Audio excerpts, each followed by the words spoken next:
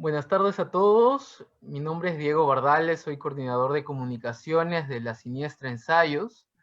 El día de hoy estamos reunidos para presentar el libro, para lanzar el libro de Verónica Gagó, activista y politóloga argentina, La Potencia Feminista, que acaba de salir bajo nuestro sello, en coedición con Tinta Limón, una editorial argentina también.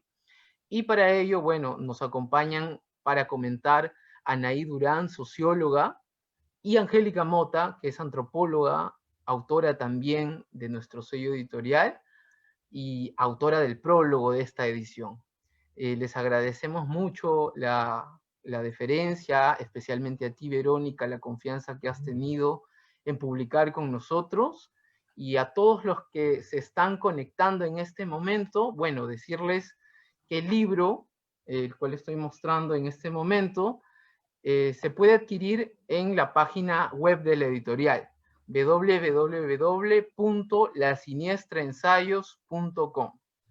Así que, sin más, vamos a empezar esta presentación con unas palabras de Angélica, que precisamente es quien es autora del prólogo.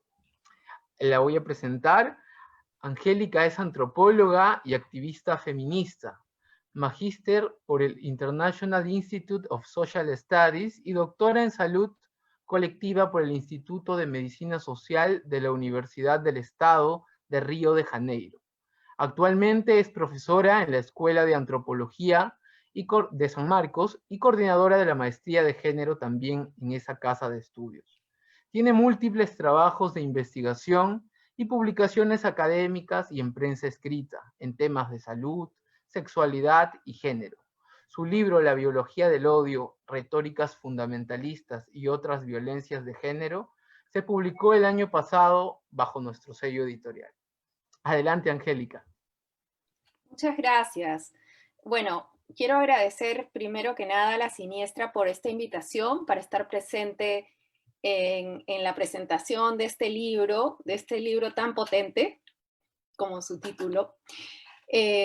Y sobre todo agradecerles también porque me invitaron a escribir un prólogo para este libro ya hace un tiempito. Y bueno, en esta ocasión estoy muy contenta de compartir el espacio de presentación aquí en el Perú de este libro con Anaí y con Verónica, de cuyas ideas vertidas en el libro he aprendido un montón y me han movilizado también muchísimo, ¿no? A lo largo de su lectura. Entonces, quiero compartir algunas ideas que están ya plasmadas en el prólogo del libro y algunas otras a la luz del el momento que estamos viviendo en el Perú actualmente. Bueno, La potencia feminista o el deseo de cambiarlo todo, de Verónica Gagó, reúne un conjunto de reflexiones que son altamente esclarecedoras de este momento histórico, ¿no? Uno que solo puede ser entendido prestándole particular atención a la creciente y renovada emergencia del feminismo, tal como ella deja claro a lo largo del texto, ¿no? Es un libro pensado y escrito desde América Latina, pero su pertinencia trasciende largamente la región, ¿no? Desde su lugar simultáneo como académica y activista feminista, Verónica ensaya y teoriza sobre las luchas feministas con un marco interpretativo de amplio alcance que involucra grandes procesos y fuerzas sociales, donde las dinámicas patriarcales y sus crecientes violencias solo pueden ser entendidas en su imbricación con el neoliberalismo y las dinámicas de despojo y precarización de la vida también crecientes que éste impone.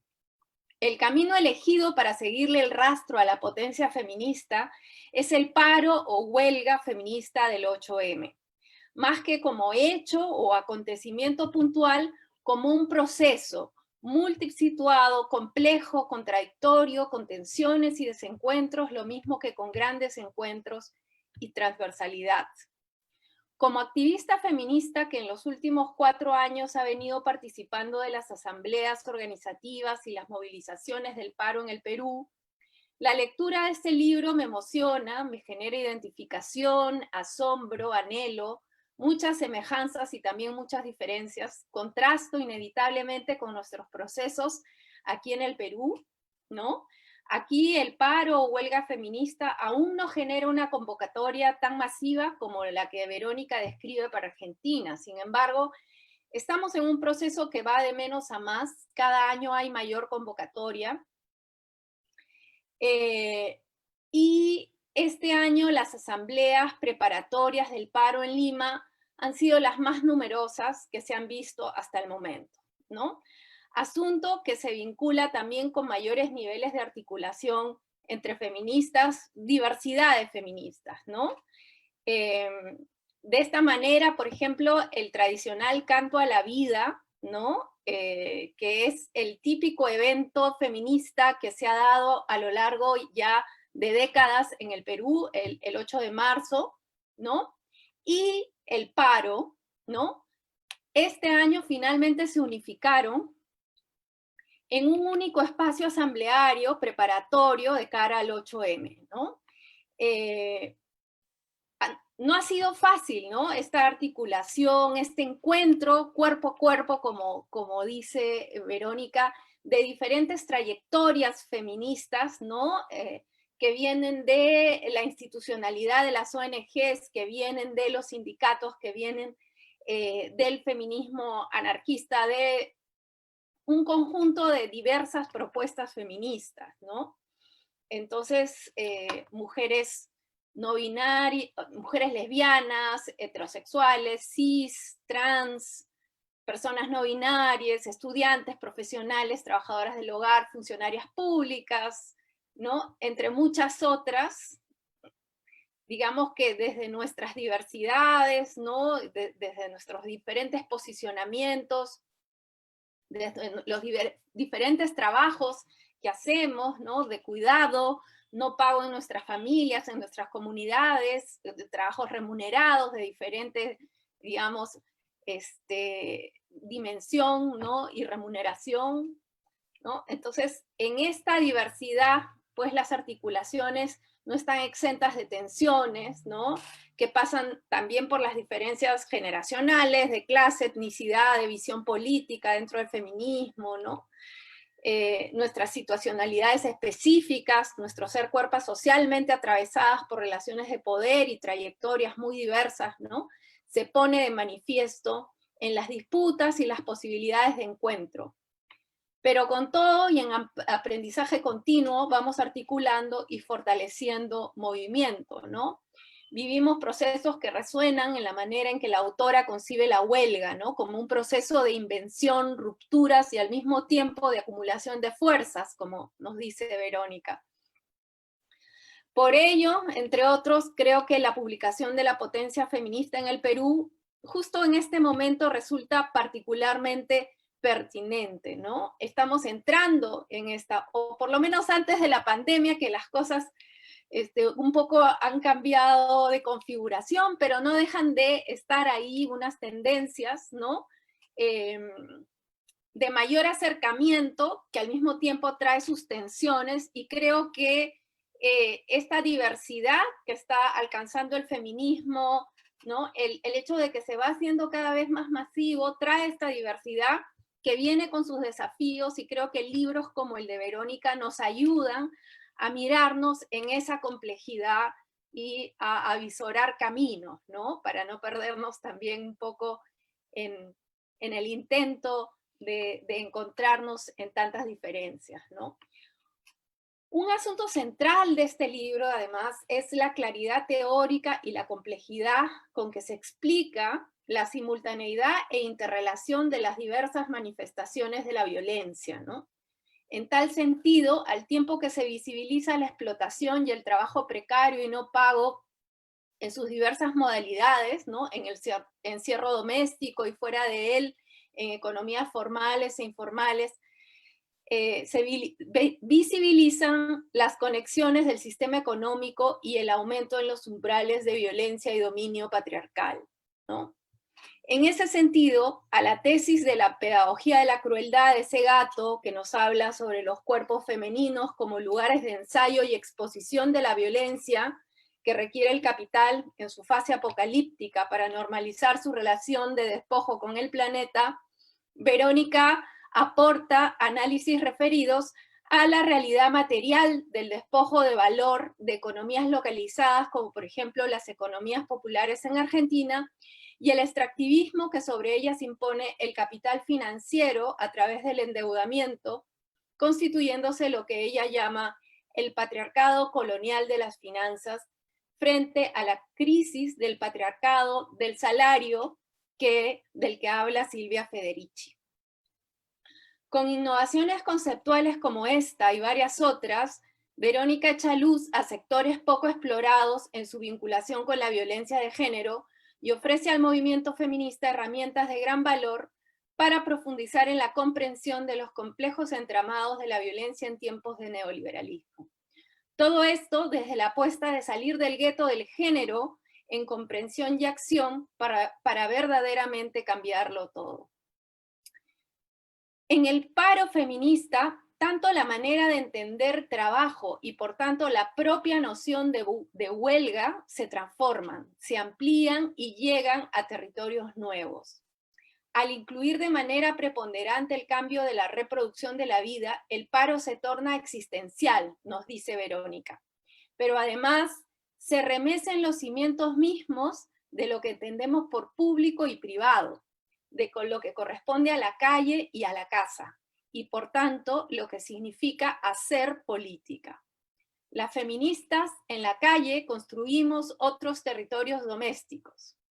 Se toma la calle y la hacemos casa feminista, plantea Verónica, y a la vez generamos parentescos otros al calor de las luchas. ¿Cuánto nos puede resonar este hermoso análisis a las feministas peruanas luego de escuchar, por ejemplo, a la madre de Sol Siret en medio de un plantón decir: perdí a una hija, pero gané a muchas, a ustedes? La reciente escena, bueno, cuando escribí el prólogo era muy reciente, ahora no tanto, pero está muy, muy fresca todavía en nuestros corazones y en nuestro imaginario, ¿no? Esta escena, ¿no?, de esta madre reclamando a las autoridades por su hija desaparecida, acuerpada por un contingente de mujeres diversas, ejemplifica con toda claridad esta calle-casa feminista y sus nuevas formas de parentesco. Política desde los afectos en resistencia a la violencia del Estado, ¿no? Y aquí a estas nuevas formas de política que se traen desde el feminismo, ¿no?, a la esfera de la política nacional, ¿no?, quiero sumarle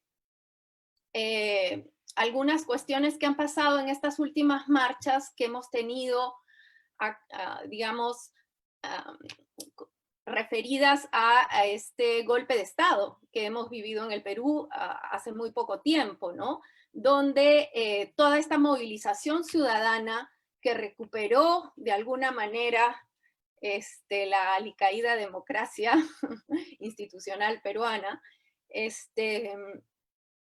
ahí también las feministas hemos tenido un rol importante, muy importante, que además ha traído novedades en el espacio de la movilización ciudadana, como por ejemplo el rol de cuidado colectivo que claramente han colocado en primer plano las mujeres desactivadoras de bombas lacrimógenas, ¿no?, las mujeres que han estado ahí organizando, por ejemplo, en la universidad, ¿no? Ha sido clarísimo cómo entre los y las estudiantes ha habido una organización donde muchas mujeres han tenido un liderazgo importante desde una mirada feminista, donde se pone el cuidado en la primera línea y se visibiliza este valor del cuidado como parte del actuar político, ¿no? Entonces, creo que este tipo de cuestiones se han colocado, ¿no?, de manera muy, muy visible, y es una manera en que la potencia feminista de la que nos habla Verónica en este libro va impregnando de manera más amplia, y si se quiere fuera del gueto del feminismo y del género, ¿no?, el actuar político en general. Un desafío crucial que tenemos al frente quienes apostamos por un proyecto histórico plural y feminista es comprender mejor la contraofensiva conservadora que ha salido desesperada a intentar frenar la potencia feminista y LGBT. En esa tarea, este libro también resulta crucial. Considero un aporte particularmente valioso la propuesta de explicación de los vínculos que sustentan la alianza existente entre conservadurismos y neoliberalismo. Verónica, quien explica dicha alianza apuntando al dispositivo de la obediencia que implantan los endeudamientos con el sistema financiero y además a la necesidad del sistema neoliberal de reinventar la responsabilidad familiar, fortaleciendo a la familia cis heteropatriarcal y en particular el trabajo no pago de las mujeres, imprescindible en tiempos de despojo de la infraestructura pública de provisión de servicios, ¿no? Y creo que estas reflexiones que ella nos trae sobre esta contraofensiva son muy interesantes de cara también a lo que viene pasando ahora en el Perú. De hecho, este golpe de Estado que hemos vivido, ¿no? Tal como nos mostró la composición del gabinete golpista, tenía por detrás a los sectores más conservadores y de ultraderecha de la sociedad, ¿no? Entonces, estamos en un momento en que estas fuerzas, ¿no?, conservadoras y también mafiosas, digamos, en alianza, están contraatacando y están queriendo aferrarse al poder, ¿no? Un poder que se les está escapando de las manos, entre muchas otras cosas, porque hay movimientos potentes, movimientos sociales potentes como el feminismo, que vienen bregando por mayor democratización de la sociedad. Las reflexiones de Verónica sobre la economía feminista me invitaron a pensar también en el tema de fiscalidad desde dicha perspectiva, el reverso de la moneda de la situación de endeudamiento con el sector financiero y su generación de obediencia en vastos sectores de la población que ella analiza, serían los privilegios tributarios que paradójicamente liberan a las grandes corporaciones de buena parte de deudas y responsabilidades tributarias que mantienen con el Estado, reduciendo los recursos disponibles de este y abonando al desmantelamiento de la infraestructura pública que termina recayendo sobre los hombros de las mujeres. Bueno, he querido referirme aquí solo a algunas ideas clave de este estupendo libro que se constituye en un mapa teórico imprescindible, ¿no? Su lectura nos orienta respecto del lugar de los feminismos, con su enorme multiplicidad de luchas, agendas y formas de expresión en las disputas del presente, dejando claro que es justamente en esas expresiones diversas, transversales, a la vez internacionalizadas y arraigadas en cuerpos, territorios localizados, que emerge el enorme potencial de acción política para cambiarlo absolutamente todo. Eso, muchas gracias, Verónica, por esto. Muchas gracias, Angélica, por tu valiosa participación. Además, ha sido algo muy importante que hayas hecho este empate entre el libro y la realidad nacional actual. Que me parece que algo como una observadora que eres tú de nuestra realidad nacional y los problemas también que van ocurriendo, me parecía muy importante, y además que has dicho las cosas con todas sus letras, ¿no? Qué importante que muchas veces la gente que viene de las ciencias sociales es a veces más clara que la gente que llega del derecho, ¿no? Así, tal cual, golpe. Muy bien. Para decirles a los demás, a las personas que se están conectando en este momento, a las personas que ya se venían conectando desde el inicio, que pueden dejarnos sus preguntas, comentarios, saludos, consultas en el Facebook, en los comentarios del Facebook de esta transmisión, porque al final Verónica y también las comentaristas, vamos a aprovechar que estamos con distinguidas intelectuales aquí, puedan absolverlo. Y sin más, bueno, voy a presentar a la siguiente comentarista. Ella es Anaí Durán, profesora de la Facultad de Ciencias Sociales de la Universidad Nacional Mayor de San Marcos y candidata a doctora en Sociología por la Universidad Nacional Autónoma de México. Se ha desempeñado como investigadora en diferentes proyectos relacionados a los temas de movimientos sociales, representación política, pueblos indígenas e interculturalidad. Es autora y parte del comité editorial de la revista Ojo Zurdo. Ha publicado además en diversas revistas académicas y políticas en Perú y América Latina, entre ellas como el sitio de CELAC y Jacobin. Entre sus últimos textos destaca el libro La irrupción del movimiento cocalero en Perú, publicado bajo el sello del Fondo Editorial de la Universidad San Marcos. Adelante, Anaí. Bueno, muchas gracias a la siniestra. Un gusto estar con Angélica y con Vero, que nos ha dado este libro que estamos comentando hoy.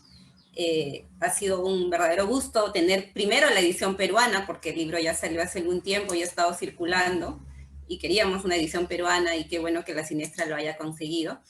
Y segundo, aprovechando también para poner algunas ideas en discusión, ¿no? Creo que es un gran pretexto para poder pensar los feminismos, para poder pensar Latinoamérica ahora, ¿no?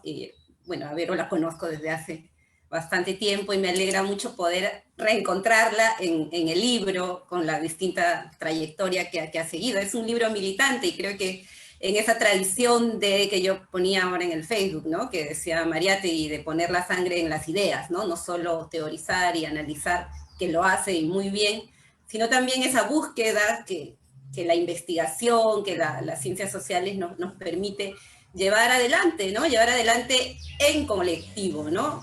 Y para transformar también el orden establecido. Creo que esa vena, ese hilo, esa tradición de investigación militante tan penalizada, por ejemplo, en Perú, ¿no? Donde te ponen la objetividad científica por delante y supuestamente tú debes estar despojado de toda contaminación con el sujeto que estudias, ahí es algo que al revés está vivo, ¿no? Y creo que eso es lo que también reivindicamos y que modestamente desde distintos esfuerzos estamos también tratando de volver a poner con fuerza, ¿no? El Perú ha tenido una tradición también de intelectuales, militantes muy, muy importante y creo que es urgente traerlo de vuelta. Y dicho esto, entrando al libro, bueno, Angélica ya mencionó varios puntos claves. Yo quería ponerlo sobre todo como un libro que en este momento es clave y urgente, ¿no? Para entender todas estas luchas del movimiento feminista del siglo XXI, ¿no? Que surge con renovada fuerza, ¿no?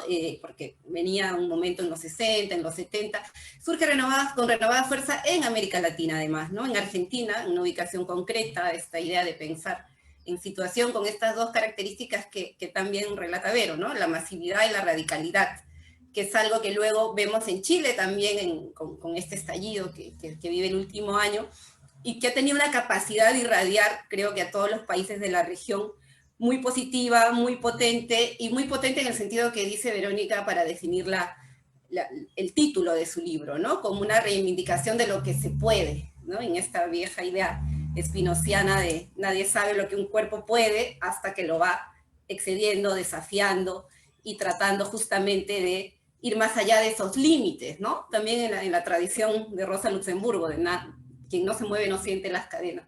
Y creo que justamente lo que hacen las miles, millones de mujeres que empiezan a movilizarse con esta masividad y radicalidad es mover las cadenas, ponerlas otra vez, ponerse en movimiento, ¿no? Desplegar esta potencia como posibilidad, como desafío, como capacidad de mover y remover también el deseo, ¿no? Porque si todo es obligación, si todo es una lucha de opresión, contra la opresión, siempre gris, siempre oscura, creo que no se avanza, ¿no? Y creo que si algo despertó el feminismo fue este deseo de cambiarlo todo, ¿no? En los distintos planos y niveles.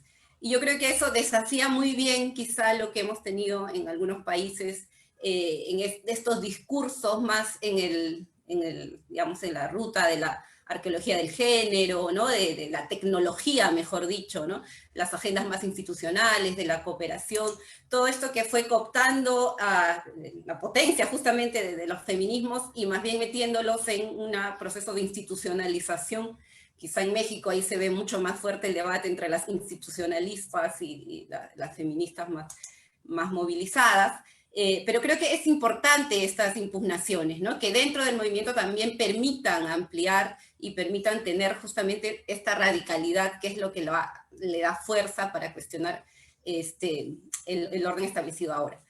Yo quería centrarme en tres puntos que creo que son claves para pensarlo. Además, en Perú voy a hacer el ejercicio de pensar el libro aquí y ahora, como también hemos dicho.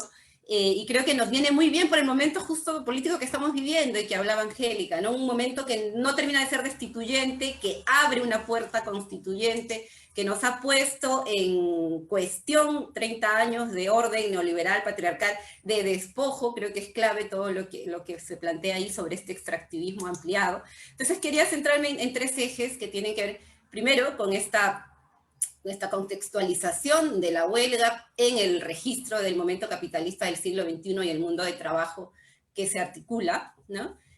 Segundo, el tema de las violencias, que efectivamente ahí ya Angélica mencionó un poco, es bastante problemático aquí en Perú, ¿no? Y finalmente las economías feministas, incluyendo este tema del extractivismo, ¿no? Creo que esos tres ejes nos dan como para pensar e invitar a leer el libro, que finalmente es lo que queremos que también se logre, ¿no?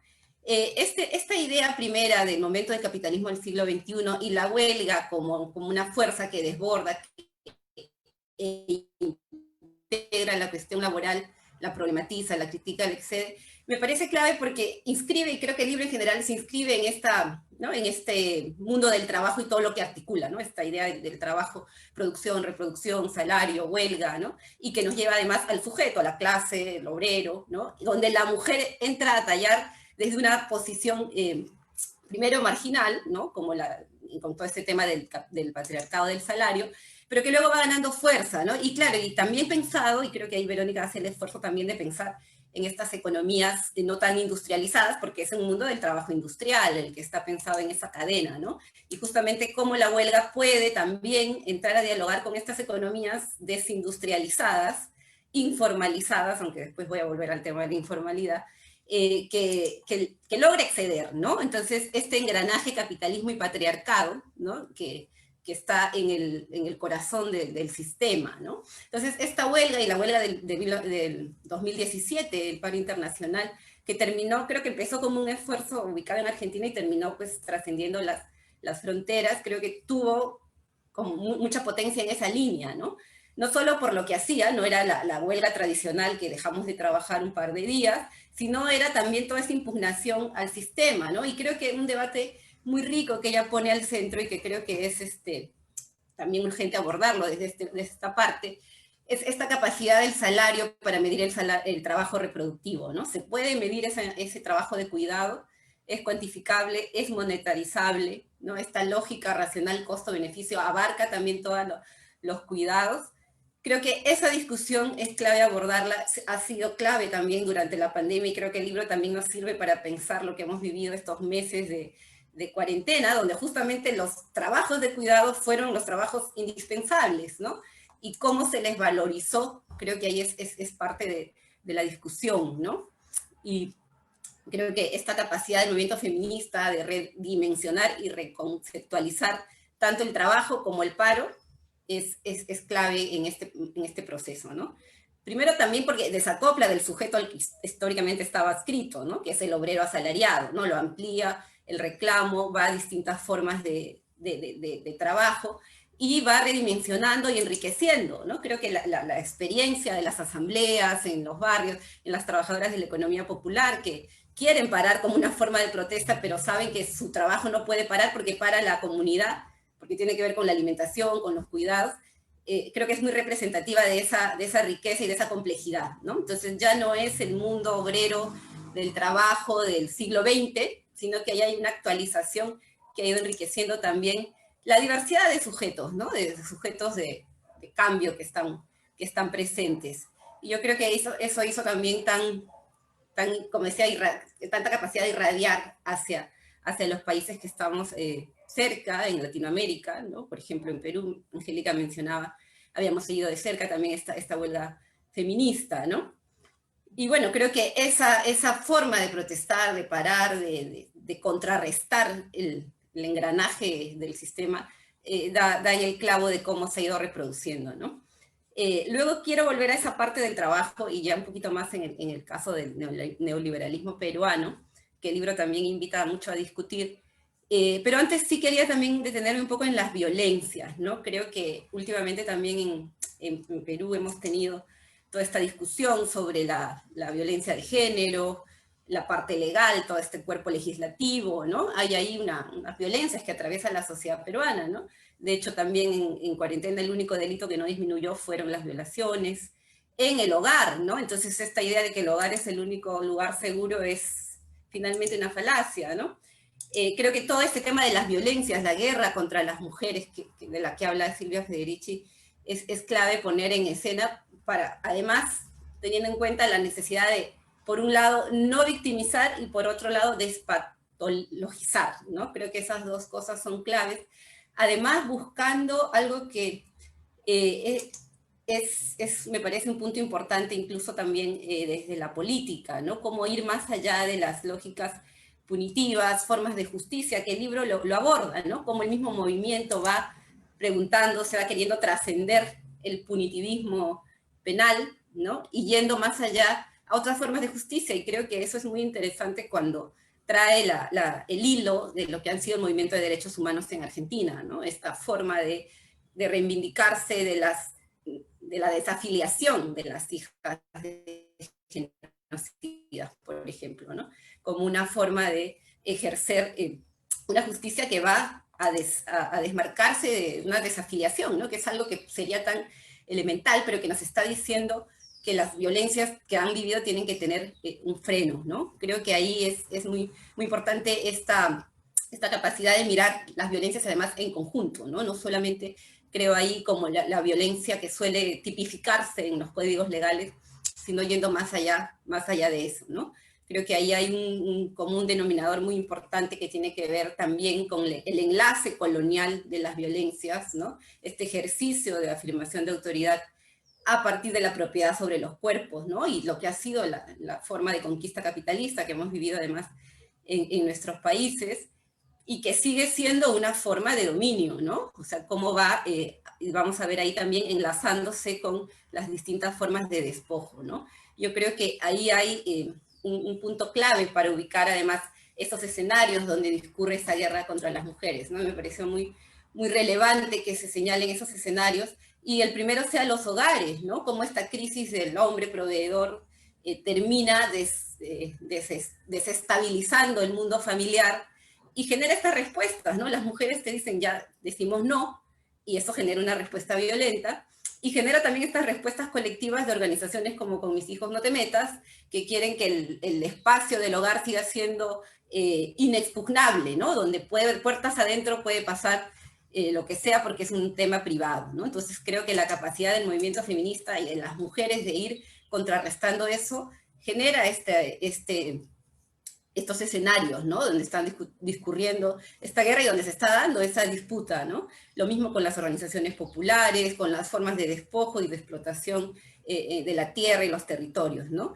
Creo que estos escenarios que muy bien mapea Verónica en el libro, nos permiten mirar, ¿no? Y analizar con detenimiento dónde están discurriendo esta violencia, cómo está discurriendo y cómo también se está contrarrestando, ¿no? Creo que eso es clave para además salir de la victimización, ¿no? Que es también un discurso, creo, de la tecnología estatal para enfrentar esto, ¿no? Y avanzar a una impugnación mucho más de fondo, ¿no? Más sistémica, que como decía, vaya más allá del punitivismo, que además suele individualizar la justicia, ¿no? Hay también ahí toda una ruta de neoliberalización de la justicia, ¿no? Donde solamente la sociedad desaparece y se quiere enfatizar solamente en víctima y victimario, ¿no? Entonces creo que ahí también hay una ruta bien importante que seguir, y mirando en esta interseccionalidad que el libro menciona, ¿no?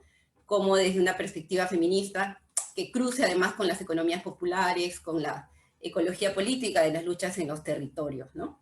Y justamente quería entrar a esta última parte, que tiene que ver ya con el tema de economía, con el tema de extractivismo, ¿no? El tema de los cuerpos territorios, que me parece que es una figura clave, además, para pensar en países como el nuestro, ¿no? Hemos vivido en Perú 20 años de crecimiento económico sostenido en el boom de los commodities, ¿no? Hemos tenido procesos de acumulación por desposesión, por usar el término de Harvey, ¿no? Que han llevado a confrontaciones muy, muy violentas, ¿no?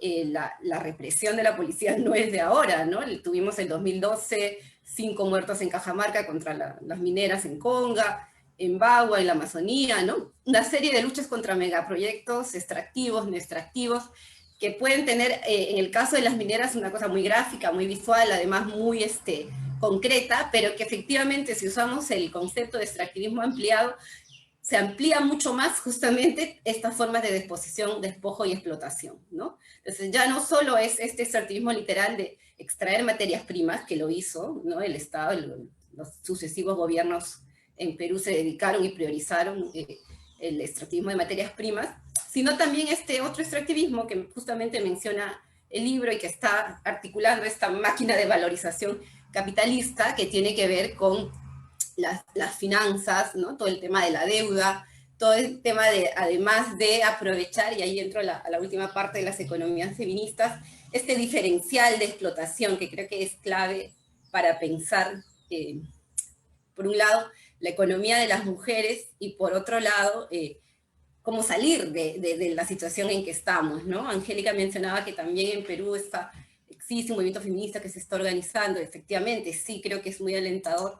Hay ahí, sobre todo en las generaciones más jóvenes, pero creo que hay también una distancia con las clases populares, con los sectores populares, y sobre todo las mujeres de los sectores populares, que creo que es importante mirar desde esta idea de economías feministas, ¿no? Y desde esta idea del trabajo que decía al comienzo, cómo ha sido, en el caso peruano, conceptualizado, asimilado, y también subjetivizado, para usar el término, ¿no? Creo que aquí me parece una de las partes más sustanciales del libro, ¿no? Todo este análisis de la economía feminista, que permite además comprender las formas específicas de explotación de las mujeres en la sociedad capitalista y amplía la noción de economía, ¿no? Incluyendo toda la parte de la reproducción que cede a la producción, ¿no? Y que además nos permite dos cosas claves que dice el libro, ¿no? Un diagnóstico, elementos para un diagnóstico de este diferencial de explotación, ¿no? Que toma la reproducción como ámbito central para desde ahí investigar e historizar los modos de extracción de valor, y por otro lado también para poder valorizar todas estas diferentes actividades del mundo de la economía popular, ¿no? Yo creo que en el caso peruano, el corazón del modelo neoliberal justamente fue, digamos, sacar el valor trabajo como algo propio del mundo popular, ¿no? El trabajador como sujeto pasó a ser una minoría privilegiada, ¿no? Y al resto se le conceptualizó y se le agrupó como informal, por un lado, o emprendedor, por otro lado, ¿no? Entonces, todas las mujeres, y sobre todo las mujeres que han sido quienes han cargado, creo que buena parte del modelo, como ahora lo estamos viendo, han tendido a no ser vistas como trabajadoras, ¿no? Entonces, al no ser valorizado su trabajo, ni productivo ni reproductivo, y tampoco ser empresarias, porque no tienen esta capacidad digamos, que les quiere vender el modelo, el diferencial de trabajo se va haciendo mucho más grande, ¿no?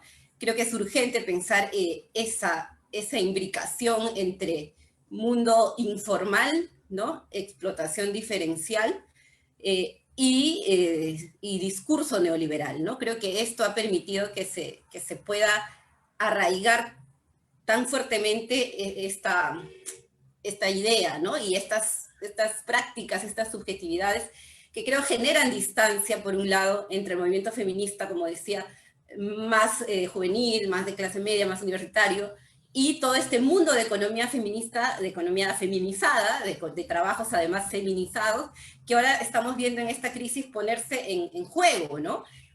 Toda la cuarentena tuvimos a las trabajadoras de limpieza movilizadas, el CITOBUR, el Sindicato de Limpieza Pública de Lima Metropolitana, ¿no? Que eran todas mujeres que las aplaudieron los primeros meses y después la municipalidad las despidió, ¿no? Entonces creo que eso puso en evidencia, por ejemplo, una economía feminizada. Ahora tenemos 5 días de paro de trabajadores de la agroindustria, ¿no? Agroindustria donde justamente la mayoría de trabajadoras, casi el 70-80% son mujeres, ¿no?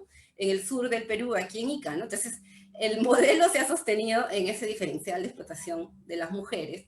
Y creo que ahora que sale el tema, que en medio de toda esta crisis se abre oportunidad para las protestas, para poner, digamos, en demanda, para poner en juego todas estas situaciones acumuladas, creo que nos sirve de mucho mirar con estos ojos y mirar a las sujetas que están en movimiento, ¿no? Creo que eso me parece clave porque aquí creo que se anotó un gol el neoliberalismo al arraigarse en los sectores populares, ¿no? Un neoliberalismo popular, como decía, que pudo calar en esta subjetividad, ¿no? Y que impide, como decía, al trabajador asumirse trabajador, ¿no? Todo en Argentina, por ejemplo, el mundo del trabajo, el trabajo popular, esta lógica de sindicalización también, ¿no? De poder agruparse, aquí fue muy, muy deteriorada, ¿no? Yo creo que explicaciones históricas podemos encontrar varias, y vale la pena mencionar quizá el efecto del conflicto armado, el efecto del clientelismo fujimorista, etcétera, pero creo que ha sido muy difícil a los sujetos sociales, ¿no? Asumirse y reivindicarse en el mundo del trabajo, ¿no? Además, claro, un país poco industrializado, con una cultura obrera no necesariamente muy fuerte, pero creo que sí se anotó un gol, como decía el neoliberalismo, al despojarnos de este sentido de trabajador y trabajadora, ¿no? Creo que recuperar eso es algo que ahorita está en marcha como parte de este proceso de convulsión política que hemos vivido, donde efectivamente a partir de las movilizaciones se han puesto en cuestión una serie de temas. Yo mencionaba las trabajadoras de limpieza, las trabajadoras de la agroindustria, y creo que también se ha puesto en escena a partir de la pandemia esta capacidad de las economías, de las mujeres, de la organización, para poder paliar finalmente la crisis, ¿no? Las organizaciones populares, las ollas comunes que se han tenido que armar porque seguimos en crisis, recaen finalmente nuevamente en este diferencial de explotación en las mujeres, ¿no? Que son quienes están ahorita sosteniendo la situación de crisis en distintos sectores, ¿no? Yo creo que en esa línea es clave pensar la economía feminista desde este diferencial, pensándolo, como decía, también para superar este momento destituyente en el que estamos y en el que creo que hay que afirmar ese tipo de ideas, ¿no? Y creo que el movimiento feminista en Perú, las compañeras que puedan leer este libro, puedan también mirarse y mirarnos en ese desafío, ¿no? De cómo organizar un diagnóstico. Por un lado, yo creo que son muy importantes en este momento los diagnósticos, y en esta clave feminista mucho más.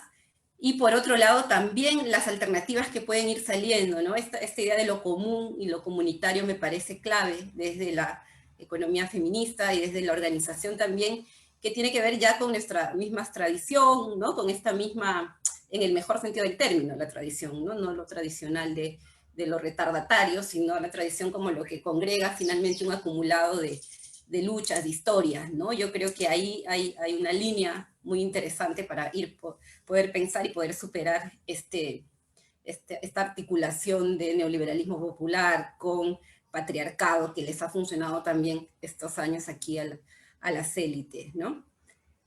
Yo creo que lo dejaría ahí, y invitar nuevamente a leer el libro. Creo que ha sido muy, muy fructífero para pensar, o sea, y creo que esa capacidad de los libros de ciencias sociales, de sociología, en fin, esa capacidad del libro de poner ideas en juego que nos sirven en distintas latitudes es un gran mérito, ¿no? Y agradecerle a Vero por el esfuerzo, y bueno, invitarlos a leer el libro de todas maneras.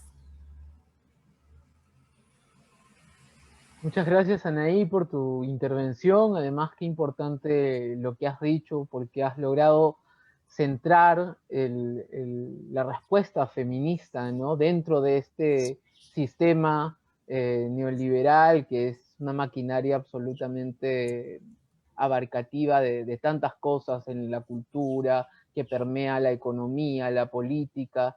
Así que bueno, tenemos la visión nacional un poco que ha dado Angélica, pero también la visión del feminismo, o de esta potencia feminista, como la llama Verónica, en tanto capacidad deseante, como una respuesta a un sistema mayor, y eso me parece muy importante.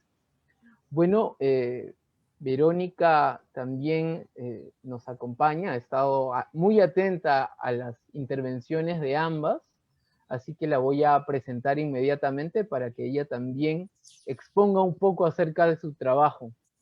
Verónica Gago es argentina, estudió ciencia política y se doctoró en ciencias sociales en la Universidad de Buenos Aires, donde es docente. También enseña en la Universidad Nacional de San Martín y es investigadora del CONICET. Formó parte del colectivo Situaciones, milita en la editorial Tinta Limón y en el colectivo Ni Una Menos. Publicó los libros Controversia, una lengua del exilio, con la Biblioteca Nacional en el 2012, y La razón neoliberal, economías barrocas y pragmática popular, por Tinta Limón en el 2014, que fue editado también en España por Traficantes de Sueños y en Bolivia por la editorial Autodeterminación, traducida al inglés por Duke University Press en el 2017 y al portugués por Editora Elefante en el 2018. Es además coautora del libro Una lectura feminista de la deuda con Editorial Rosa de Luxemburgo. Adelante, por favor, Verónica. Muchas gracias, Diego, por la presentación y por la organización de todo este evento. Muchísimas gracias a la editorial, a la Siniestra Ensayos. La verdad que es un gran honor y un gran lujo ser parte del catálogo de la Siniestra y poder circular en Perú. Agradezco a Pablo Sandoval, que empujó esta iniciativa. Y bueno, muchísimas, pero muchísimas gracias a Angélica y Anaí por esta presentación, por Angélica por el prólogo, Anaí por venir discutiendo estas ideas de muchas maneras. La verdad que, digamos, una de las cosas más placenteras que tiene esta posibilidad también por alianzas editoriales independientes en América Latina es que, bueno, que el libro circule y que sirva un poco, como contaban las compañeras, de resonancia, ¿no? Y despejarnos en procesos que son diversos y al mismo tiempo vemos convergencias muy interesantes y muy productivas, digo, de ir analizando y desentrañando como esas similitudes, zonas de contacto y a la vez diferencias van haciéndonos pensar y haciéndonos imaginar lo que viene, ¿no? Yo quisiera contar un poco que este libro tiene el tono de haber sido escrito en medio de un proceso político, entonces tiene como varias temporalidades al mismo tiempo, ¿no? Porque claro que arrastra, digamos, una serie de cuestiones que yo venía investigando, de preocupaciones de larga data, pero al mismo tiempo es un libro al interior, digamos, y al calor de ese proceso de movilización feminista de los últimos años.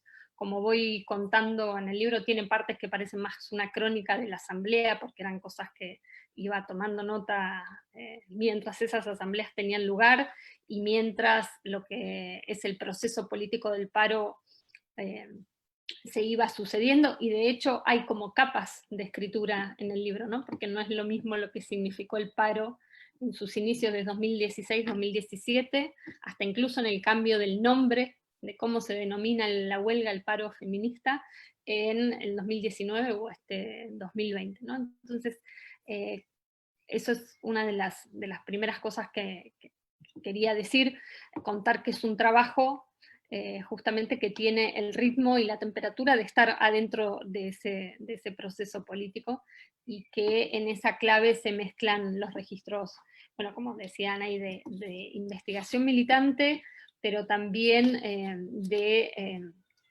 registro conceptual, de alguna manera, para abrir esos debates conceptuales más allá de la realidad local, ¿no? Tomando lo que sucedía acá, pero al mismo tiempo expandiendo esas interlocuciones.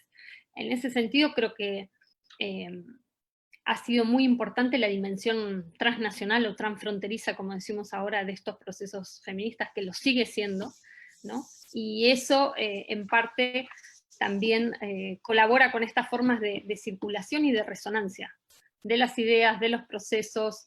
Hablábamos antes de lo que significó una performance como la de las tesis, pero creo que ese modo, digamos, de repercusión, ese modo de conexión, esos modos de traducción de nuestras prácticas y nuestras consignas y nuestras preguntas y nuestros modos de hacer, va tejiendo, ¿no?, una cartografía política, digamos, de nuestros procesos, de nuestros movimientos, y creo que cada vez más haciendo de los feminismos un movimiento político con mucha fuerza. Y ahí retomo lo que decía Angélica, que me parece que es una clave, la capacidad de los feminismos de ir impregnando otros movimientos y otras escenas de protesta. Creo que eso lo estamos viendo en América Latina de manera muy fuerte, lo vimos en Chile, como decíamos, lo vemos en Colombia, lo vemos en Ecuador, lo vemos en Perú, lo vemos en Brasil, es decir, la manera en que se ha ido imbricando, ¿no?, y contaminando las dinámicas feministas, los lenguajes feministas en procesos más amplios.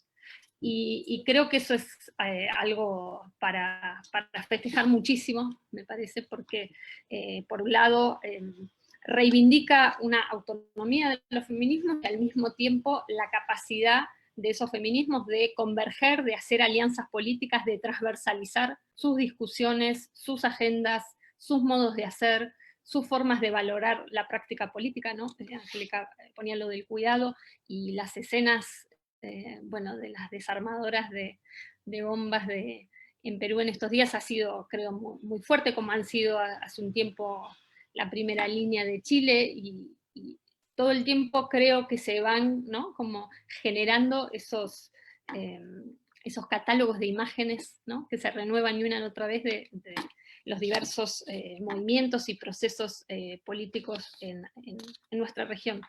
Y ahí creo que es una cosa que a mí me interesa y me interroga muchísimo, y que creo que tiene que ver con esta potencia feminista de la que hablamos, que es cómo estos feminismos van deviniendo masivos, o feminismos de masas, ¿no? Yo creo que eso es algo de una novedad histórica, digamos, y que una de esas claves tiene que ver con esta capacidad de componerse, de aliarse, de hacer transversales muchas de sus formas de estar en la calle, pero también de discutir en los hogares, de mapear qué significan las violencias, de poner en juego qué entendemos por explotación cuando lo pensamos desde ciertos cuerpos y desde ciertos territorios. En ese sentido, siento que hay una gran vocación de interpelar, una gran vocación de renovar y de crear, digamos, formas políticas, dinámicas políticas, que la vemos sucederse, ¿no?, que las vemos sucederse. Y creo que la pregunta que una y otra vez se hace de qué ha pasado, que sean los feminismos convertidos en movimientos tan amplios, tan masivos, tan heterogéneos, es una pregunta que tenemos todo el tiempo abierta, pero que tiene mucho que ver, creo, con las formas de trabajo político, militante, organizativo, el esfuerzo que se ha puesto en estas convergencias, ¿no?, asamblearias, pero también en los sindicatos, en las escuelas, en las generaciones jóvenes, pero también en vínculo con las generaciones anteriores. Creo que todo ese trabajo político que va enhebrando el momento más visible en la calle con el momento por ahí más invisible del interior de las organizaciones, o en los barrios, o en las casas, o en las relaciones sexoafectivas, ese tipo de circulación, ¿no?, de energía política, de conectar esos distintos espacios como espacios igualmente importantes en términos políticos, tiene que ver con esta capacidad, digamos, de ocupar, por ejemplo, las calles como las hemos ocupado, ¿no?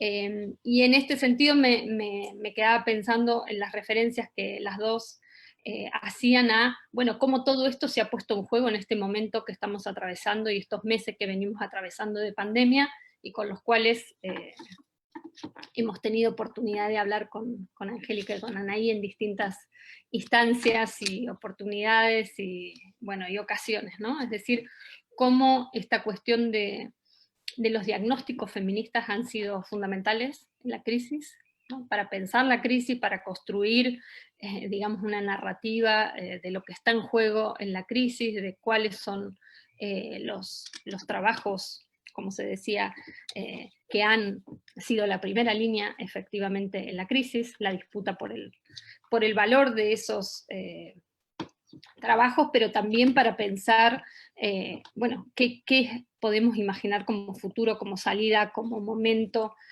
posterior a esta crisis desde los feminismos, ¿no? Creo que eso es muy importante, lo pienso hoy. Venimos de estar en la plaza, en una movilización que empieza esta semana y que nos va a tener toda la semana próxima en la calle por el tratamiento parlamentario, por la legalización del aborto. Están siendo para nosotras movilizaciones también muy importantes después de, bueno, de muchos meses de encierro y de cuidado por las cuestiones sanitarias, y entonces, ¿qué significa retomar la calle? Teniendo cuidado, por supuesto, pero al mismo tiempo sabiendo que sin esa presión y sin esa energía de las calles no es posible, digamos, seguir avanzando con la agenda que tenemos y con las, digamos, cuestiones políticas que venimos planteando. En ese sentido, me parece que la dimensión de la contraofensiva conservadora, neoliberal, la manera en que se viene aliando conservadurismo y neoliberalismo en nuestra región, tiene a la fuerza feminista como movimiento político, bueno, una dinámica de resistencia fundamental, ¿no? En la cuestión del aborto lo vemos claramente, ¿no?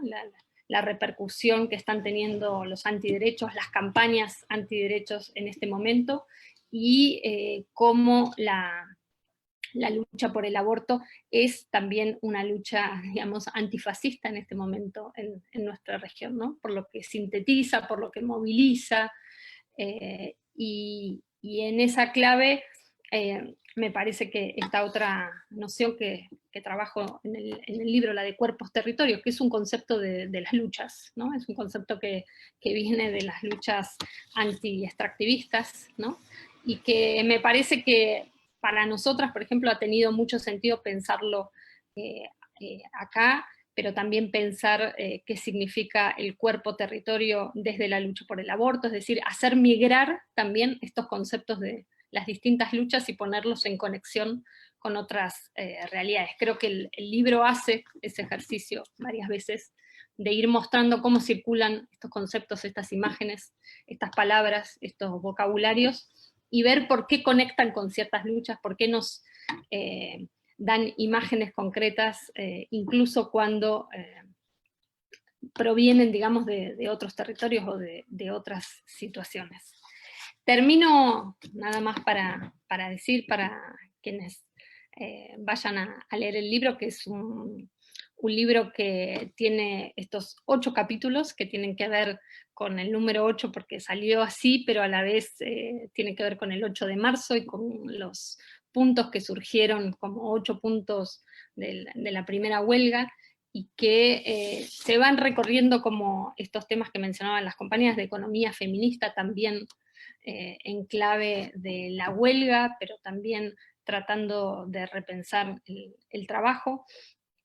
Y también me parece que otro de los puntos que está muy marcado, pero que queda abierto, es cómo seguimos apostando al internacionalismo o a la cuestión transfronteriza, digamos, de los feminismos. Me parece que hay algo interesante de cómo el ritmo de la movilización, los procesos van teniendo sensibilidades y momentos distintos según los países, pero a la vez son dinámicas que tienen una trama que es transnacional. Y eso me parece interesante, la relación permanente entre la coyuntura local, nacional, y una interlocución que la excede permanentemente, ¿no? Entonces, creo que esa dinámica en este momento en el que vemos, por un lado, políticas globales frente a la crisis, frente a los efectos de la pandemia, y a la vez la necesidad de ir pensando, ir articulando los territorios y las respuestas de los territorios, me parece que